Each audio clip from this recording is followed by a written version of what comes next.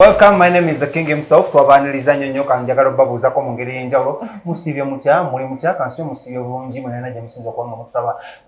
Baganda baffe bali mu nsi z'ebweru, njagala babuuzako simanyi time zone yammwe bweri, simanyi ngeri gy'osinzidde kuba ng'otusaba naye yonna gy'osinza okulaba. Assalamu alaikum, Mukama yeebazibwe, n'abalala mwenna mwenna abakola mu kkubo eryo kujjagamba muno bweza bwa mukasa. Buli omu akkiriza mu nzikize ye. Lunaku lulungi nnyo wano mu Kampala nga nagamba muno select just kuleetera interviews, exclusive interviews nga zikwatagana ku bulamu bwaffe obwa bulijjo. Not only ebyo byokka ebikwatagana ku by'abasereebu abavaayo ne babeera nga bakicyanca bakuba omuziki tubaleeta so that because bagamba muno work without play makes Smith a dull boy. So this time around tugenda kuba twogerako ku nsonga z'akasente, ensonga za savings, ensonga z'okuba nga weekulaakulanya atya because so many successful stories began with akantu katini nnyo bwe kati with a little saving with 100, 200, 300, 500 wena liko saving omutwalo na saving ebiri ennaku zino abaana bato basavinga ne school fees waabwe omuzadde n'atuuka okuba nga atumuza ku kino ng'oleda ayinawo engeri gyapaki gyatandikawo. So today on the panel on the show I have the beautiful,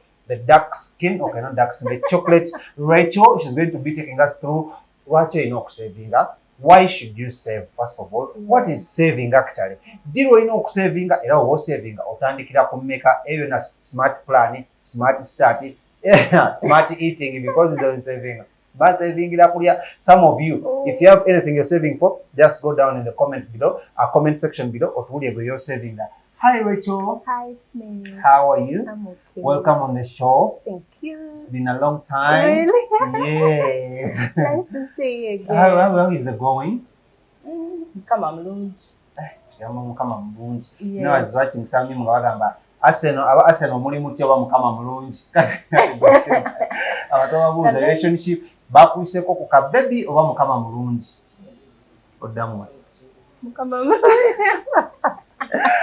mulungi. So, you're going to tell us about savings. Today we're going to be interacting about savings and where did you get the whole idea of venturing into savings, into web. So obuuze ku bakulaba ku Celeb Jazz and then you introduce yourself to them, bakumanye, then we go into our interaction today. Okay, thank you so much, Smith. Thank you, our viewers. Thank you for this opportunity. Get to come and to come and speak to our lovely people. Yeah. Especially this generation. Yeah. There's so much in the generation about saving. Yeah. So yes, I'll start by introducing myself. I'm Rachel. Yeah. Namyanja. Yes, I'm your savings guru. Yeah. Yes, True. I'm also an accountant by profession. Okay. And a team leader. Okay. Rich Hope. Okay. So everything we are talking money, everything we are being rich, Yeah. be it wisdom, be it faith. Yeah. Yes. Okay, So I'm a team leader, Rich Hope, where we go out to communities, reach out to them, and then speak hope in their life, give them some financial advice, even some money. Hey, you give out money? Yeah. Money is not percent. Yeah. I haven't just reached your community. You should start with my community because my community needs you Money? more than we need anything else. So, be money wise. We start from there. As an accountant, what is savings? Why would first of all, everyone needs money in their lives, right? And now today you're the be money wise person to us. So yanigambye muno sente nzifuna ya zimuyita mu ngalo. Waliwo abamu bagamba zibayita bisi mu ngalo. Naye nga tezibayita mu ngalo because baba baloze oba because of their character. Omulimi money naye ina discipline yayo. So tutandikirawo ku sente discipline ya money and what are some of those disciplines? For example, money is one of the disciplines, savings. The other one is eat. Get your money. From the money you have can't buy what you wear. Eat the money. Eat the money. So which one should we go for? Savings or eat the money? Both. So tankira savings. Yes. Rachel, why did you venture into the savings business first of all? And why does someone need to save? Okay. I don't know. Savings okay, saving is we save a lot. We save so many things. You save time. Yeah.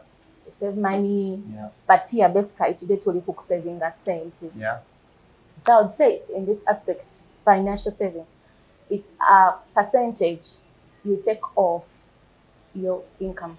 Okay. Yeah. Akasente kojja ku sente z'ofuna. Yes. Oba ofuna 5 Jako 10. jako 10. Yeah. Ekyo 10 kyojjako tutandise nga saving. Kale 10 kino It is that money you put aside. Oh. Yes, you put aside deductions. Yes, and then the rest is left for spending. Oh, so kati nfuna 10 kino nekijja ku 5. What next? So bw'okwata, you have your income is 500 ofuna 5. Okutta 10 ofuna 10 wakiteeka. Ekyo 10 obenga akoze eki? Akirabidde? Yes. Akivuddeko? Close your eyes and make 10 kitaddeyo. Come kasana, come rain, 10 kikola ki? Sekikwatako. Then spend the 400,000. Yes. That is saving. That is the personal discipline. You know kubaamu naawe ng'omuntu. Kubanga wotalina discipline, you can't save. Oba weesitingana buddeeko. Yeah. So, abantu ennyo basevinga naye nga tebamanyi muno sente mmeka omuntu zyantandikiddeko okusevinga.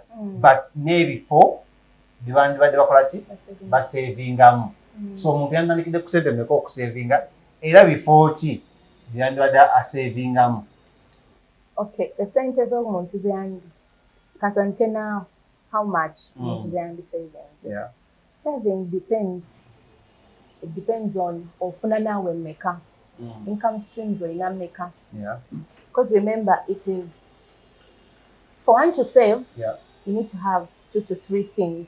Okay. 1, you need to have a goal. Okay. What are you saving for? 2, you need to have discipline. Empisa. Yes, financial discipline. Zinzo basi mpisa za kufukamira. Zinzo basi mpisa za kusaba Katonda. But financial discipline. Okay. It is Smith ofunye million leero. But if you don't have that financial discipline, in the next 1 hour will go out. In the next 1 hour will go out. So how much should one save? Depends on how much are you receiving or how much are you earning. Income streams are in make. The more the income streams, the more you save. And if you have one income stream, when a salary of course you're gonna saving up salary So I give an example of you're getting 500,000 as your salary. Trust me, the only place you have to save is from that 500. So I would advise maybe on every income you get save 10% or 20%. Percentage of awatogenze mu kimu kya 10 kya Katonda. Anti yanzija nti olaba revenue nanga w'omufuna olina okutematema this revenue into percentages. Ogambe nze Smith according to how you're comfortable. Say Smith olina okujjako 10% give it to God, that is child.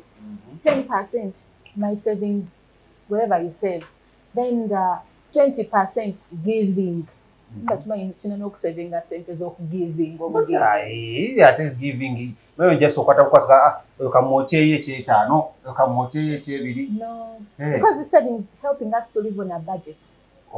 So ofunya omusala gwo emitwalo 5 omanyi nti in a month ewaffe bakuba essimu tumanyi tulina kuzimba bijja tumanyi tulinayo contribution y'okwanjula so gamba nina 10% emitwalo 10 mbitadde aside nenajja wakwanjula niwamwochayo ebiri ninayo okuzimba ebijja waffe egyo ebiri tasigazaawo 6 10 gyotadde aside to save. Yes, then ninasimanyi ka drink up meet up with my colleagues jakuwayo 3. So basanga you're living in a budget. Nenga ne 10 the other percentage for example yoba settings aside what savings edda eyo togitunulako. Nakwaga cyane si yona okujjako naga emergency. Emergency saving, emergency fund. Kwegamba types of savings nyingi nnyo wezityo. Saving akungi. Ffe twakola tusuula mu kabokisi ng'omanyi oyagala kugenda kulya ku pizza. Ku lugwe lwa Christmas. N'ogula akabokisi ko. Okimanyi n'olugwe lwa Christmas osotandika kati okulusavinga. Okulusavingira. Ne weewala okwata ku salary wa December okugula olugoye olwo. Kingezaga n'okwata akabokisi ko n'owanga osulamu ekidoyo ky'oba 10 z'ofunye zonna ng'osuulamu kati awo ejagala okumanya mbuno. Z'ofunye zonna? Ngati ngamba nga fedda twalaga tusa mu kabokisi ng'osulamu 5, osulamu 10, osulamu 2, 10, 2. Oyinza akabokisi nga kaswangamu k'omutwalo kati nalinga nkola kisubi nalinga nkola bituufu. Walinga ofuna okola nsobi to some extent nsobi because saving is a percentage you take off to every increase in your revenue. Yes. Nti era wenjja nenkuwayo eky'ekkumi ekyo kyonna tokisavinga oba tosavinze kwata percentage of that 100 osule mu kabox then the rest okolemu ebibyo. Otherwise when I give you 100 ayi n'osula mu kabox ate ekyakumakya n'ozuukuka ng'ozeetaaga n'okamenya oba tosavinze. Ayinza okuba na saving ekyo ekizimenyezza oba olwo emergencies zitalinda ndwadde n'akasente kange mu kabox kisikamenye. Kati olina okuba ne emergency fund. Zile sente za saving tetuzikola ki? Tetuzikwatako until tutuukise ku eri goal. Nakugambye mu kusooka nti olina okuba ne goal. Why are you saving? And you're saving for what? Then you have to have discipline. So every time you get an emergency, come into the saving n'otoolamu. It's not financial discipline. Unless if you're saving for that. Ate kwafe abasajja abamu change gudda naye waka yenna nganga umaru yes change gudda naye waka tafaayo kasazi banga teziwera mutwalo obinusu byonna kasayi ate naddala ebinusu bye kasayi banga binusu akwata bukwasibwa ati n'ayiwamu mu kabox bw'aba yagyeko olaba asimikye ngamba that woman ezo sente in the middle of the month kibi naye yafuna salary najjako emitwalo ga 2 nafuna wakola ki wagateeka. You're free to spend this money kasoba nga wajjako saving. Mbadde manyi muno savings tumutereka nga kusale tugenda kujjako savings. No, we are saying saving tumujjako every revenue gofunye every month nfuna sente bwezi ne bwezi. So nina okujjako a certain percentage. Ne saving. Yes. Ate zo tezikwatako zeerabire gyonna gye ziri until eri goal tujja completion. Nze nkufuna nkweza ko naye abalabe baffe bane wanga totegedde genda wansawo mu kabox awo obuze kubanga Rachel I can bring her back anytime nga togera ku nsonga zino za money and savings. But anyways, another question would be is there a right time to start saving and a wrong time to start saving? Okay. Or anyone the right time to start saving is now. Okay. Cut. The right time to start saving, especially for whatever goal you have set. Anytime a goal comes to your mind, that is the right time to save. Yeah. So I would not say like saving is right at age 30, saving is right at age 45, saving is right at age 60. The right time to save Smith is now. If you haven't started saving, maybe after this show, buy that piggy bank or for your child or for your, I don't know, go open up an account with whichever savings group and start saving. The right time to save is now. Why? Why the right time to save is now? Did you do finance somewhere? They say money now is better than money tomorrow. If I say, let me give you 10,000 now, at least no, it's not right. Accept that 10,000 because you don't know tomorrow this money is going to come with what. There are so many things. Inflation could come. Now it's a certain so sente bazikuwadde zikwate receiving and then put it to use. Yakeza okusaving and again spending. Does age matter? Saving. Yes. I've said every time you realize that you need to save, start saving now. Actually, now that we have a bubu card, especially in our 20s, 30s, anytime an idea sparks into your mind that, having saved, start there. Don't say I'll save at 65. Why? 65 is going to come with too much pressure. Oh. Yes. Really? You're going to try beating time and you will not catch up. So save now. Save now that we have all the knowledge that can help you to know what are the benefits of saving, which dangers come with non-saving. The best time to save is now. I'll not tell you that actually the best time to save 10 years from now. I don't have any guarantee. But look out for different saving places and save now. Save now. Yes. But the young kids, they are in holidays and they're watching us and they wouldn't really feel the urge to save. Yes. But they wanga kola mu office ya prime minister, wange ayi musunzu mukatala asinga, kati saving a save. So is it about adults only or even kids can save? Okay. Now I think And I know, as anything, if you realize early and notice early, you have to put a syringe in so. Yeah. I've seen, was it last week? I saw some young boy that he's worth billions, his net worth, and almost billions. When you look at Zitham, those people started when they were young, and right now we are looking up to them. Imagine you started saving, imagine you started even with the pocket money they gave you at school. Where would you be now?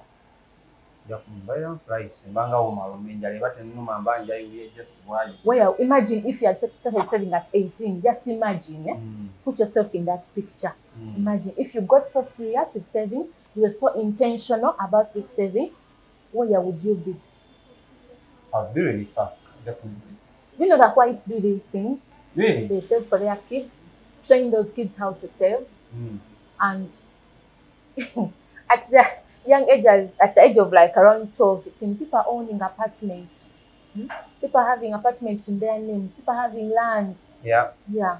So, saving doesn't have a specific age. As long as someone has started, you can even start saving for someone you haven't seen, the child you haven't produced. You can start saving for them now.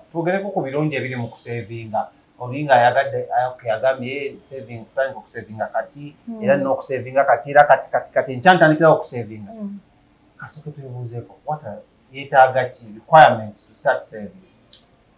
The requirements to start saving, one, nagambye weetaaga cash flow, weetaaga sente, you need income streams. Kaza obwanga oli mwana ng'oli waka oyina ogamba mami wiweesiimula wano mpa sente. Yes. Mami kakulekereko mu katale. It may not really be like umwananga demanding, right? Which is not good. But you're a parent. Imagine you have such an egg bank at home. You know this person has a place where to save. So it's up to you to know that every work deserves a reward. Yeah. And that word can be monetary.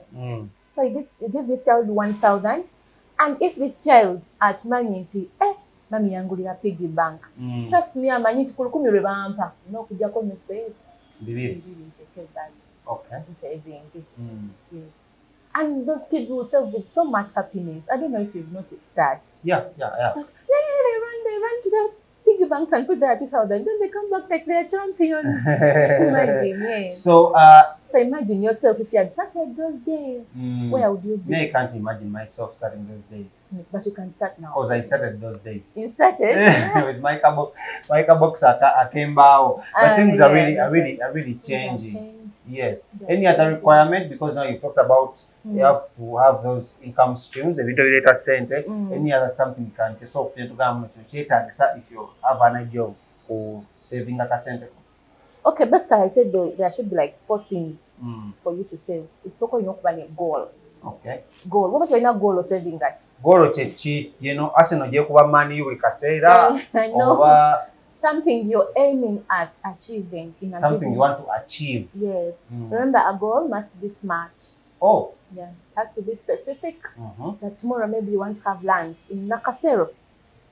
That is a specific. Nakasero. Yes. Nakasero. Oh my God, too much English on this show today. That is your goal. And you're being specific. Okay. Then it has to be measurable. And kuba achievable. You know, when a time bound range, that whole thing of smart. Yeah. So in a goal. So we have our goal. Let's say laptop. Laptop ya sente make. Yes. No gamba kadobi nechitundu. I want to save for this laptop. Nyeze mukaga jukuma saving the laptop. Then you go ogambe maybe in a laptop ya mukade. You can do such chitundu. Bubiri chitundu. Income streams and the breakdown you're saving gundio percentage you're just saving off. Yeah. Actually, the second thing is have a saving percentage. Of that money. If I save 5% every month, in 6 months I'll be able to have that laptop with me. Okay. Yes. This is the percentage I put aside. Yes. And in 6 months, you'll be able to have that money to buy the laptop. Any other one? You don't even hate people. You don't even have to. You become miserable.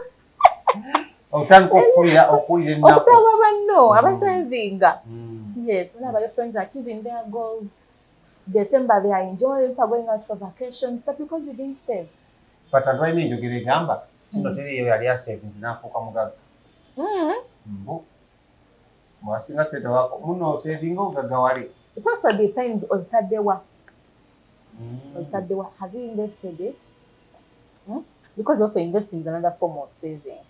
Imagine we have our company today, we save 5 million as King Montage team, go to Matuga, buy our 1 acre of land, dividing them into plots of land, and people come and buy. So, are you not going to do better than your former self? Obviously, you will. Yes. Yeah. So, away from that, which other requirements? It's similar that it's discipline. What will get the goal? First of all, income streams, then goal, yes. Then it's percentage. Yes. Tino za kurukumi, nzijako maybe kenza ina accounted that yakola yagamba kurukumi. Ntokolensoli. Ya ndio sente bino bizibuzibu. Okola otya? Producer kabingambe 15 okoisake 14 no saving ake 2 then omukyano mwaka akakaaga awe nako mutegeera anyways, so you talk about discipline. Empisa. So financial discipline. Empisa za kasente. Nobody discipline. Yeah. Try breaking it down for us. Discipline is required in every aspect of life. Yeah. But people don't know that they're supposed to also have financial disciplines. That come rain, come sunshine, I receive 500,000. Yeah. You know, kujaka kumi, what state would they work, what state would they work. But it's discipline. Gamba not kwatako. Maybe if you're my best friend, you're in Mulago with money saved. Yes. That's emergency fund. Yes. Our emergency fund will collect. We're otherwise you save, we're not emergency. Now we are coming to the end of the month. Yeah, but there's someone who hasn't walked into the ATM to withdraw their money, their salary. Really? Yeah. What? Or if they walked there, they've walked there once. Why? Because they put money aside to help them, like one cent. And no, so you have to come up with an emergency fund. Okay. To help keep the other. Yes.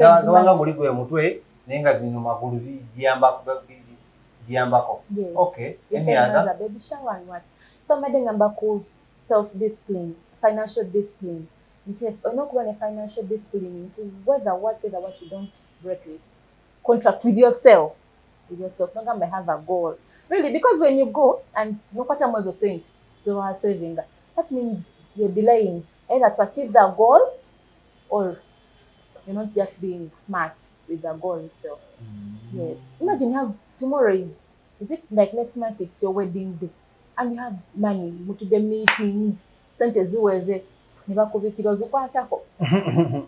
Sisinzirani afudde nzikunze. Ozikwatako. Ne waliyo adaguma nagamba no, ona afudde agenze. But I have a goal, I have a family. I have to construct a house in 2 months.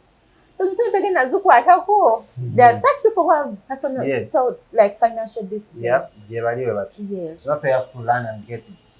Oh, so gamba nze bale ntawanya wakati financial discipline najifuna ddi oyo mugamba ki? Financial discipline, why not jija? Of course, those people who are well addicted to something, you can't save, you can't watch. I think sometimes you have to now just square gomba. And maybe you don't have anyone you look up to.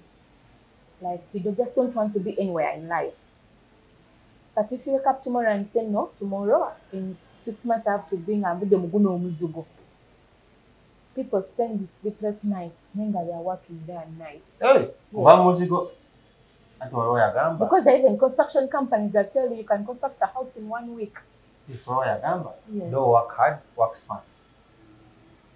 So our suranga bakolanga n'emisana basira kola boy bakola tebawakinga hard bawakinga smart.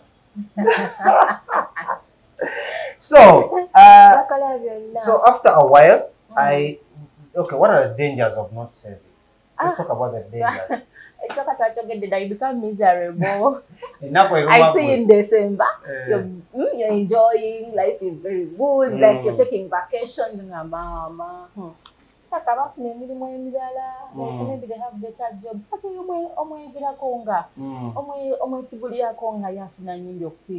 are not earning more than we earn. People are just being smart of their goals. Yeah. And they're working to achieve them. Yes. Okay, so Another danger. Yes, another danger. Another danger is if you don't save now, you panic. When? In life. Oh. You panic. You're not ready every time. You're not living on a budget. Eh? Every time and after a short period of time, sente ziriwa ziba bagamba zibakola ki zibayita mu ngalo zibayita mu buyisi naye nga kyo sente zibayita mu ngalo. They're just not living on a budget. Yeah. Any other danger saving? So tugambye if you don't save now, for example, if you don't save for your retirement today, you're going to panic in your 40s and 50s and 60s. You're going to panic. Yes. Another danger that comes with non-saving, because we are always not sure of our uncertainties. Tomorrow I might wake up and go, have I saved money to take me for the next 6 months? Yes, let me ask you, have you saved money to take you for the next 6 months? So that is another benefit of saving. You prepare yourself. COVID came. People that had saved money, they even went ahead, started businesses. They went ahead to feed their family. People are going out for vacations, Zorata Airport. Then after saving, we are miserable home. Another danger of not saving. We are all the time. And sometimes it's not even good. No pay wola. Abana clearing mabanja. So sanga Smith akubanja, get rid akubanja, Vanessa akubanja, Bridget akubanja. You lose out on friends. Yeah. You lose out on friends. Kankena bado ojinga. Let's try to get a better charge jam because you're broke. So, okay. Start saving now. Okay. Thank you so much. We are still with Rachel and we are going through how to save and be rich. Or how to save and attain that goal. Yeah. Money discipline. You know, it's about the money discipline. Now, talking about money matters and money discipline, I've seen you venture into another business as one of your income. Was it streams? Income streams. The income streams. Financial language. Financial language. Yeah. We call it financial language in Abuja now. So, let's talk about the must-haves, the saving plans. Yeah, I know because you can't just go into, because there's a building plans, there is business plans. So do savings also have plans? Is there something called must-have, like when you have to have a nakasana kake Uganda bane oli musize wero nafa wale Uganda tukawulira we in summer by the way. So you've got to have cement, bricks, land, and all that. In business, you've got to have allocation and name and all that, yeah? And space where you're going to put your business. So, in savings, are there plans? Are there must-haves? Just asking. Yeah. If they're there, there's no plans of savings. Of course, in every saving bit, you're not going to reach goal. So you want to save. Look out for. I want to save in an area that we almost have a similar goal. People, you know this for women who go for chirinas? Mama ngeringa ko munigi neyo. Yeah, those cash rounds, they're called cash pools. Yeah. Watandise we mu. Ngewa kwa watagala teka musete.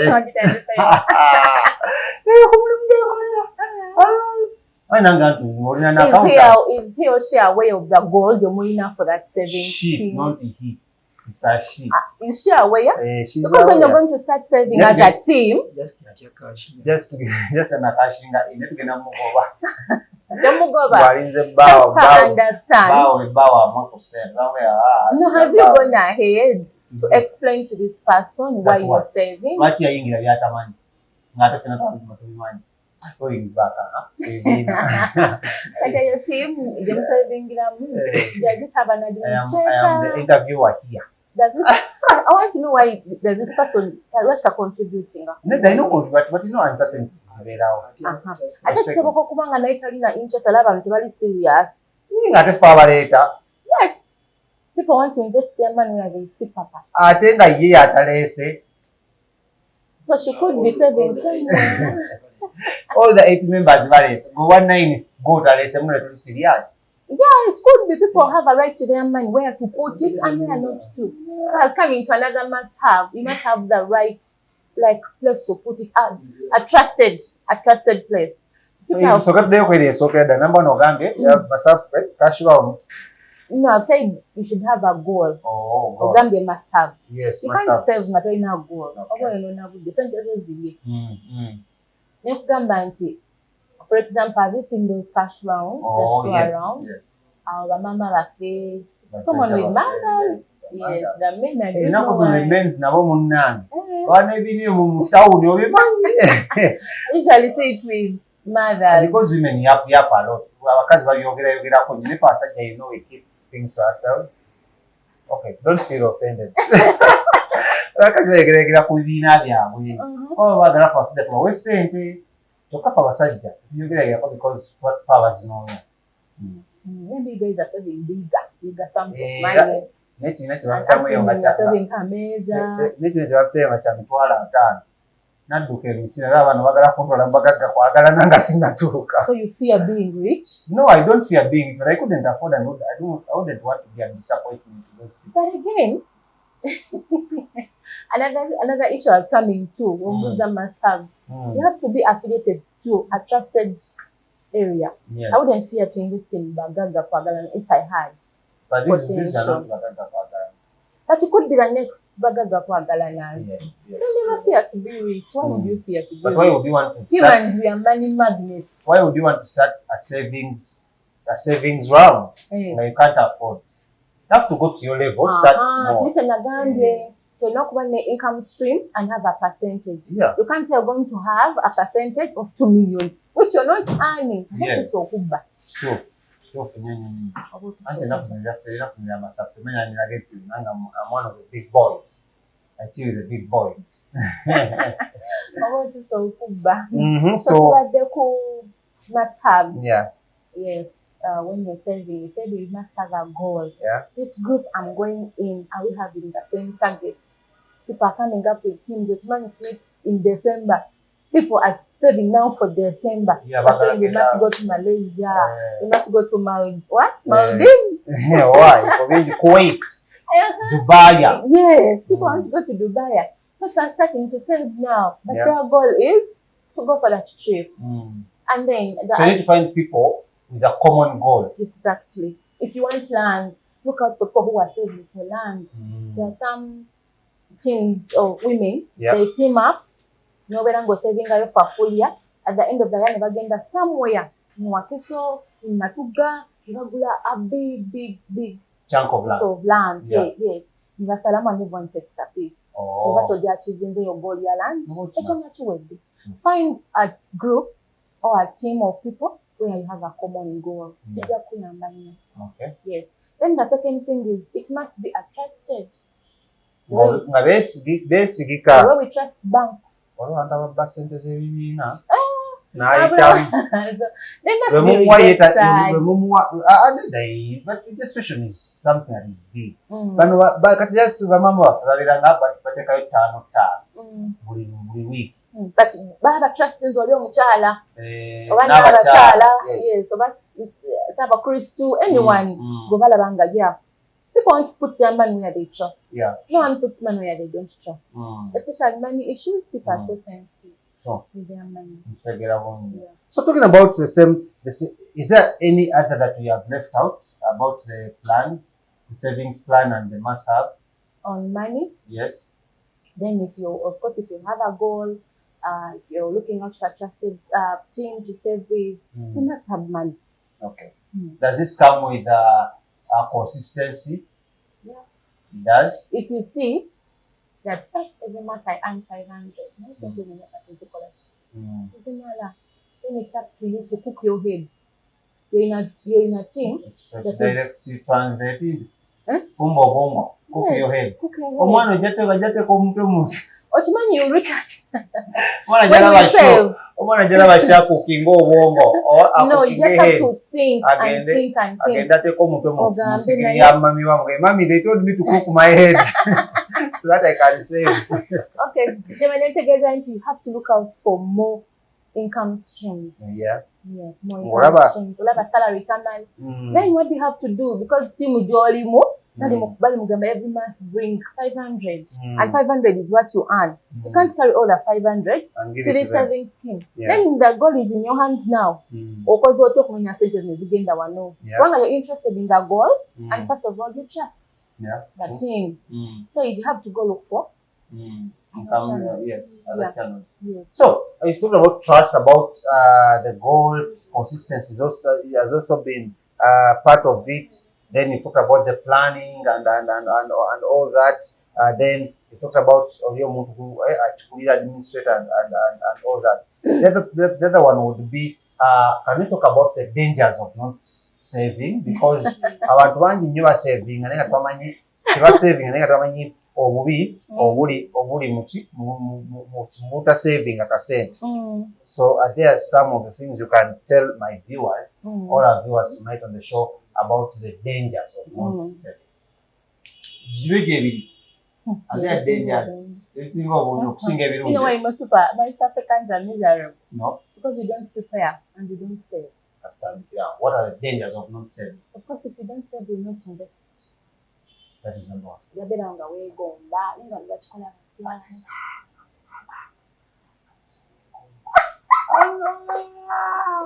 Buli buwiigi buli owamalayo. Omanyi lwaki yeegomba? Because you've not taken a step to achieving that. Naye bwafuna ekyebiro But that's how wake up omanyi man. kyakola My goal is that wig. bwe And omanyi you save 20. omanyi kyakola ng'afunye ekyesatu soka kukubira kyali we wumala alina kyeyamuyita wumala KFC. webale nnyo Javas yamugamba eat your money amugambira let's eat our money. Oh, there's something someone said, I won't mention her name. If you have 30,000, don't talk about nga evolooza kasawo ka cement. In every If the- party, in every party you get olowooza kasawo ka cement. abaana That is- balina ngombo balina nekyali waabwe abe Era naye wasiibye yengomba KFC. ate ye oli wakibaala yagamba if the money you have can't buy the Eat the money. money. You eat the money. Uh-huh. You eat the money until money eats you. Hey, Yeah. money can eat you. I want also to be eaten by money. I become of money because how can I not? You take it into it. So you think about investment. The dangers of not saving. You will not invest. Okay. Yes, you will not invest. You will not be able to buy a plot of land and maybe resell it to Jakusobola. Because those are one of the big investments for you. Yavudde ku mmotoka. Take real estate. Kuba wano yali etonya nga tugamba genda at least. Shek. Ama twagambanga tutya ng'enkuba etonya. Abalina amayumba gabatamu. So the big In investment is COVID, car. something like that. Owe motoka. Hey. Oba since owe poloti. Owe poloti akubye owe motoka. Something like that. So motor is also another investment that we work for, is that we save for these days. So you come and buy your car. So that when the winter season comes in, you're sure that your plot of land won't carry you to your job. You're doing too much.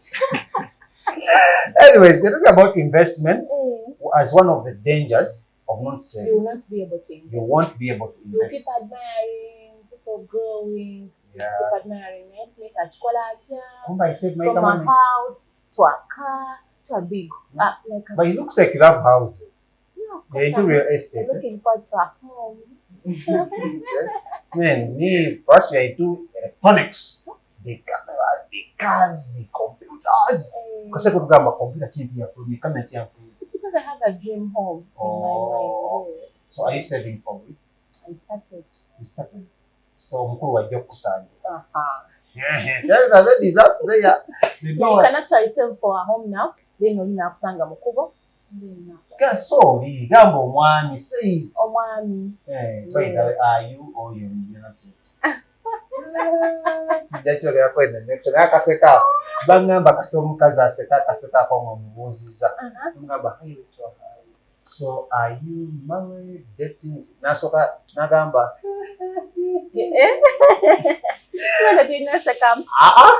it's a serious question era yekuzamu no yaza omubuuza nagamba si are you married dating kisekaawo nkwerawo answer I am single and contented. Anyways, so you can't any other danger as you go. Let's mention like 2, 3. You'll be stressful. You lose out on friends. And able words. Sad. Ola myaka gigenda. Kamada. Twena abana basula. Myaka gigenda. You had said that 30 years nokuba mu motoka. 30 years zituusa. Okyali ku gaali. Gano ogenze wala bigere. Okyali ku bigere. Ate nyambala yebo. Kwanga nengatte ennaku zino. Ngatte bitwala 5 n'egiseetinga. Kwa kanso kubirukumi omwezi ogujjangu muleyo Jordan. Kumala ajja kutusonyiwa. Kati, another danger of not saving money is you even end up defaulting. You default debts. Bano banikova bakola bot. Omala omulabe wali olukeno. Nekuwonna ojjako tumanyi kino wala ne betusanga nga saakolera nemufana mugamba. Nega ne budget nafanya kiswa. Nonaga nange mubanja. So stress era too much. Stress era too much to Bridget. Yes. Osanga Bridget has even lost out on friends. Yeah. Then if you find a man who has a family, no family is going to be miserable. Yes. They don't have that money nga mpuliriza n'agamba lo guy azena ku family yonna omuliro. Yeah. But you know maybe nakuzina bamuno baba kuba masasi. Unachiwulira. Yes, only ne kuba amasasi nga iko mulimu katwali amu anatamukoza ne nalowooza nga meeting antya school fees waba now you are going into school fees week. Yes, week. People are so stressed. But why? People didn't prepare early. People didn't save. Yes. Okay, so I've saved my money.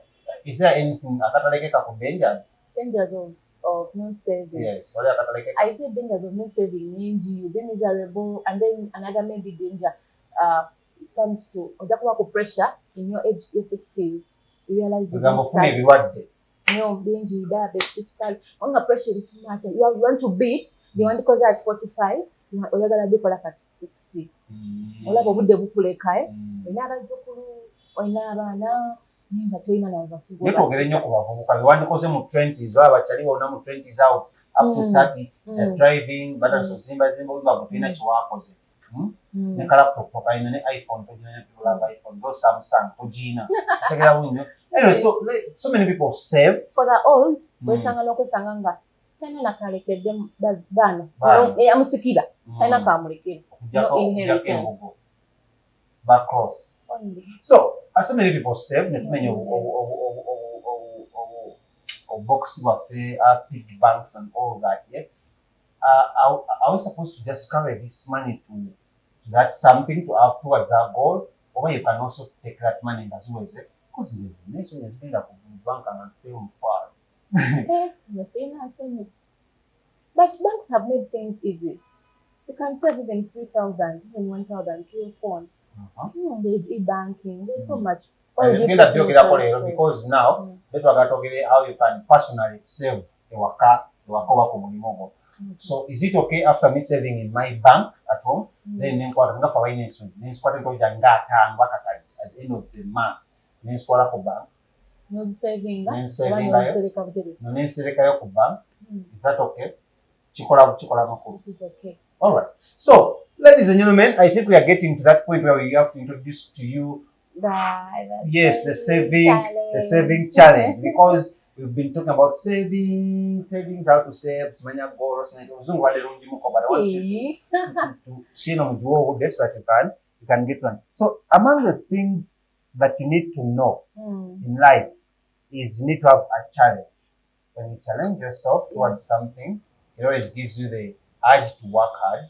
It always gives you the push. It always gives you another way that you look at things. Yeah, you can't save when you don't have a challenge. When you don't have a goal. For example, One of the things I came to learn that engeri abantu abamu gye banoonyaamu ssente nga balina ekizibu si gye bazinoonya nga tebalina. In most cases balina ekizibu n'onoonya ssente that way ozikola ki ozifuna. So kale wali olowooza tokina naye ng'olina ebizibu zinaye ng'otwala just like that's why ladies and gentlemen, I'm going to introduce to you the savings challenge. Let's talk about the savings challenge. I'll give Rachel another 1 minute to introduce to us the savings challenge because I myself am getting challenged and I am getting into the savings challenge. Okay. Yes. Why is it called after the savings challenge? Let's go to Rachel. Okay, it's a savings challenge because we are trying to inform this generation that we should actually be money wise. Yes. It is something new, it's something that we need so much around. But it is a new the benefits of saving. Usually people thought that saving can only be done in big banks, circles, investment clubs, so much like those big. But organically onenga, you got all of them. One when you saving that you can save here on your phone. Mobile money. I don't know if you know that option. You're saving that. Certain again that someone got those mobile money, on your phone. So try it, government. This one, we want to start with the young generation. Yes, a young generation. And the reason why we want to start, the reason why we want to start with Abato is because these days, like there is young mothers and young fathers that would really that's often said as our name our savings and kind of nature tell them that we are modernizing things. Kaliaka box wakamenya mangu kaliaka busumali. Yes. Tokate kan. Bokamenya kaba kakoze. Kagenze. Omuya yakujja akamenya jemu busu. Agena kayonda jemu busu. Amalo kuzijjama malako leki. Abemu emisumali. Abemu emisumali opya. Kwa investment emisumali bayanga 5. Ajemu obukadde abdemu ademu manyi osula muzikyali. Basokolamu.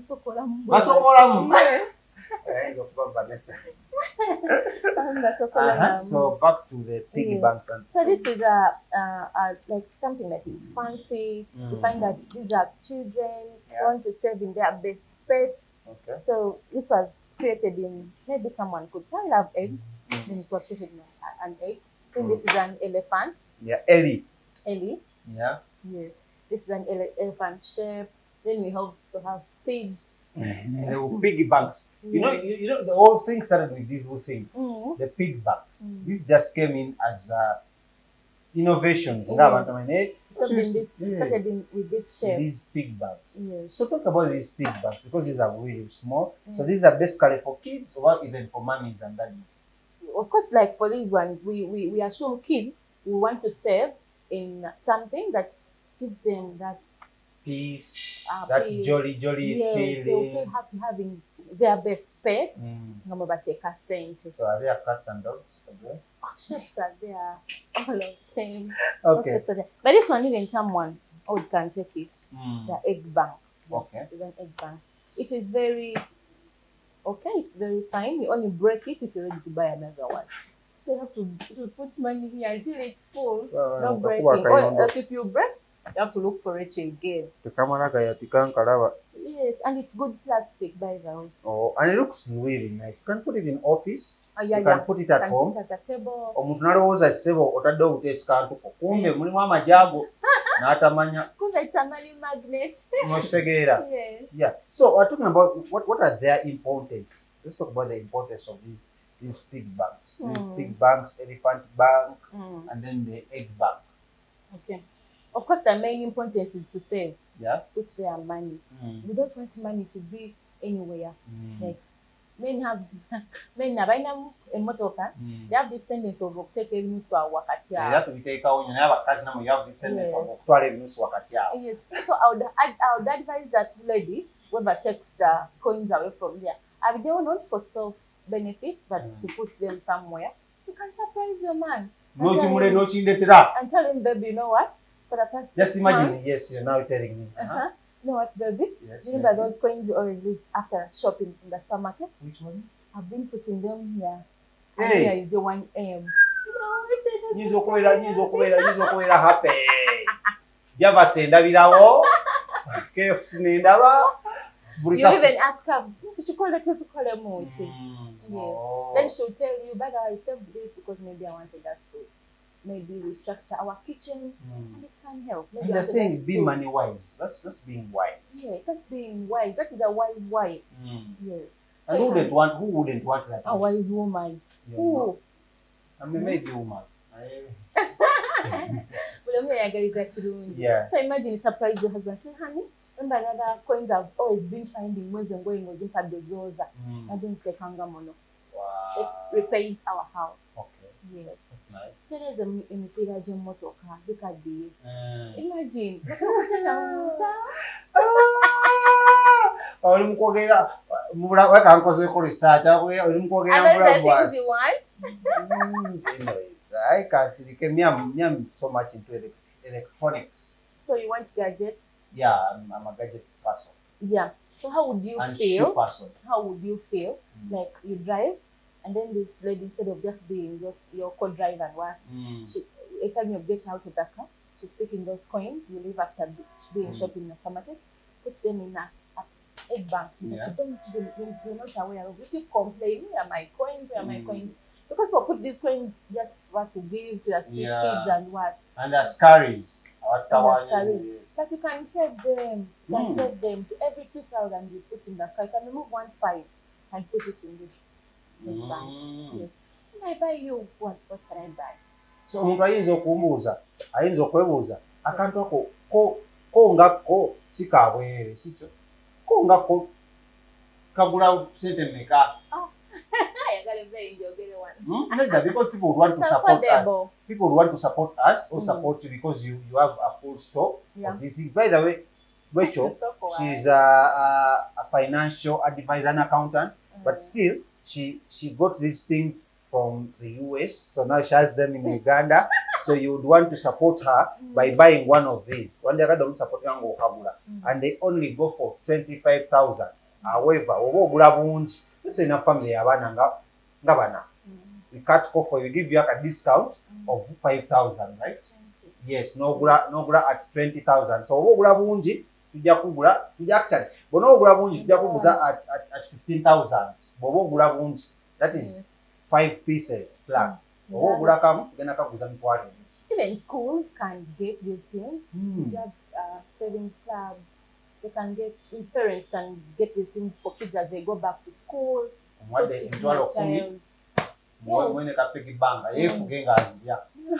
As I'm not coming at the end of that term, is that time for Kawu? Yeah, I know. And some of us parents will keep on sending those money at school.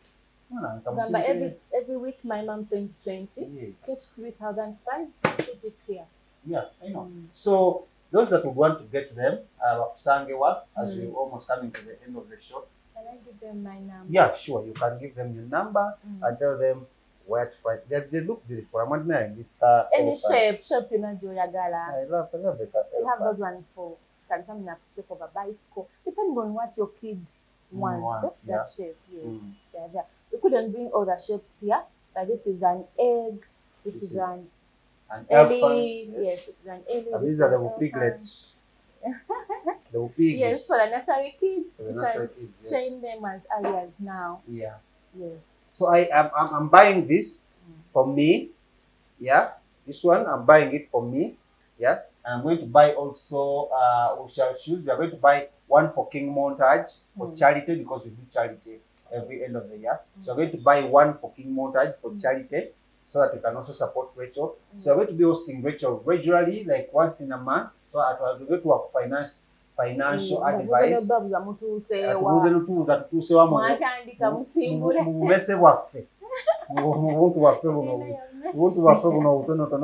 the way, if you would advise the manufacturers, we pay for mouse bounce. What a mouse or mess? Mickey Mouse. Is that your best bet? Is that what you like? No, I don't like it, but it would sound really nice. Mouse bank. Just know in a message, dog bank. Yeah, a bull bank. Someone has a dog at their best. Yeah, you know. Our manufacturing. No kuongeza size. Yeah, next size kwa fahamu tuliba don dada nyate kama nicheta mtano change chintule ne umalo ne kusa ogenda wulira embiriko wano umalo walose wabagende mumbase netale kachindwa mukini abagala pig banks zonna zinaze azimenye atazijje na bakoma watandikira kuki yakoma abantu complaining am December mamini mu January kati fike tukola mu December tubeera mukawu nga mulinda spending mu January. In January. Okay, but because you prepared. Yes, we do save for January. We don't save for December. Yes, there was even a friend of mine who had a challenge, like no January complain something like that. So that when January comes, you break and you have money to take you through. And it works. It works. It works. So today we've been talking about savings and share my number. Yeah, and then Rachel is going to give us her contacts. That is Facebook, Instagram, and then Twitter, and then her number. Is that okay? So that people can find you for financial advice, but still to support you with this kind of business. Because when you get money from this, you go also save money somewhere.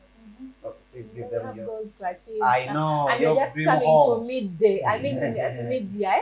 You're coming to June and realize that some targets that you're not eating. But it's still time. You can get this and start now. Yeah, and by the way, it's not too late. Yeah, it's never too late. It's never too late. You can start saving now. What is the right time to start saving? You can buy it now. So it's 2 years back, which is 10 years ahead. No, it is now. Actually, that has just glitched something in me. I think every single penny matters. That is what this thing is about. Every coin matters.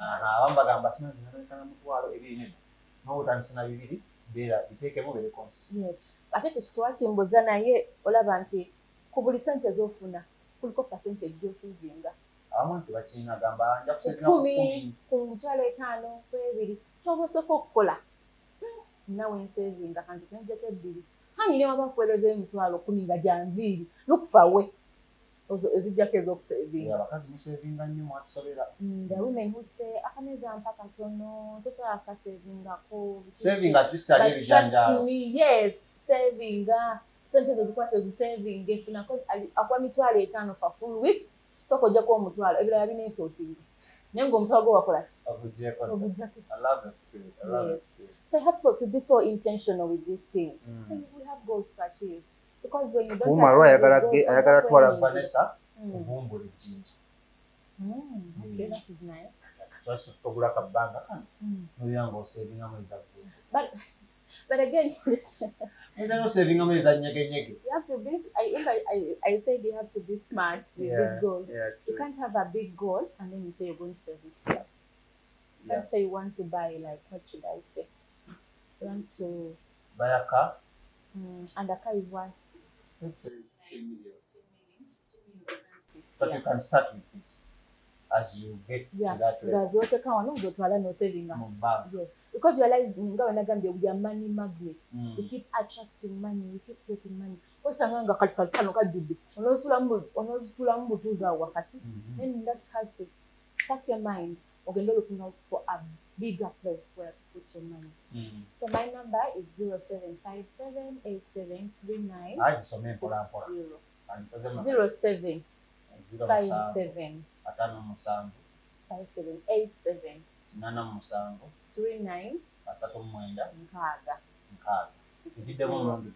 0757873960. And then my MTN is 0786294060. 0786 294060. All right. And then social media. Everywhere.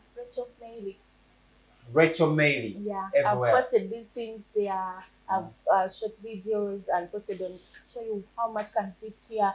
Which not some people are saying 800 I'm gonna say begin now. Bank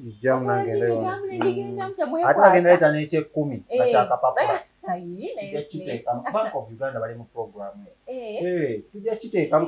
Okazinga ne kagenda and trust me you smile at yourself ngosudemu je litwale ta. Ate omalo giteekamu chokola okona kono kona kagwe wansi.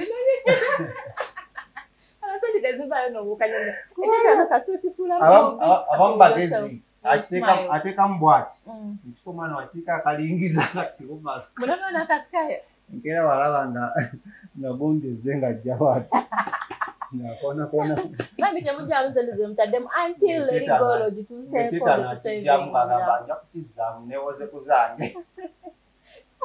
Unless this is your emergency fund, but you can break it anytime. But if it's not, let's start with savings at least.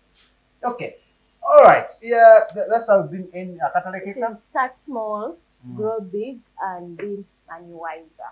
All right, Kali. Yes. That has been Small, Rachel. grow big, and be money wiser. Okay, that has been Rachel. Start small, And grow anyone big, can, anyone and can. then be money wiser. Yeah, So anyone just can, be very anyone. smart. Yeah.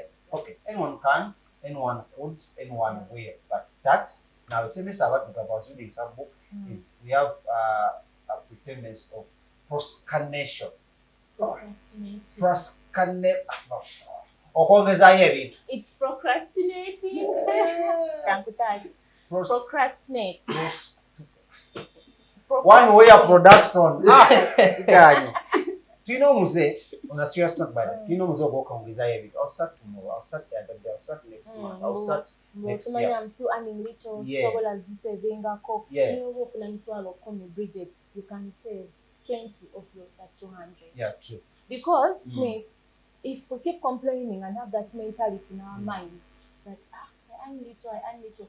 Anyway, someone alichawa wansi gonja, they're getting 20 a day. Yeah. They know waziteka and The the beauty about money, if you put it somewhere, it keeps compounding.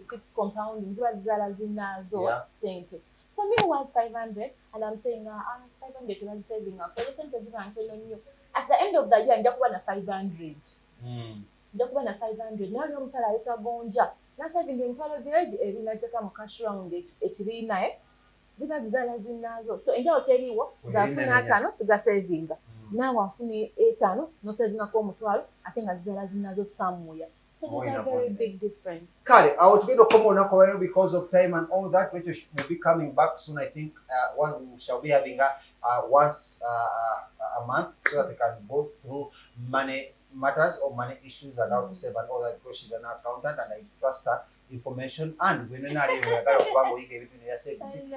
please at least every month, why you are sharing, will be bringing other people especially abavubuka bannaffe. So akantu kano kamitwala ebiri teweerabira. Check out Rachel Mary who are all social media platforms. Ojja kuba osobola omufuna omusupporting okamuguleko ku mitwalo ebiri ate ajja kuba akola ne deliveries. Tekiriko oba oli mu nsi ky'oliwa n'oba oli bweru wa ggwanga naye tukakuleetere tujja kukakutuusa Dubai, Oman, yonna tugenda kakutuusako. So for that reason, my name is One the King himself. Thank you so much for watching. Because in this Luda Saumaru ateke ekyetaano wano n'atakimalirayo. Then nekola ne Vanessa ye yagamba if the money have country solve the problem, it's that money. We love you so much. Have a blessed day. Keep on watching and subscribe. Fiba kafulu mukube bifaananyi n'okola video olina wedding, birthday party, kukyala, nika, baby shower, photoshoot oba music shoot na buli kimu kyonna ky'oyagala. Ffe tusobola okuwa ebijjukizo ebirungi eri ebirooto byo ate nno mwana wattu kusintiiza omuntu wa bulijjo. Tusange Bonnankulabe ku Bitaala ku Prime Tower Level 3 Room D04. Okumanya ebisingawo tukubire ku nnamba zino: 0702 104 125 oba 0755 311 731 oba 0777 23 405. King Montage Photo Studio. Ffe tusobola okuwa ebijjukizo ebirungi ate nno mwana wattu kusintiiza omuntu wa bulijjo.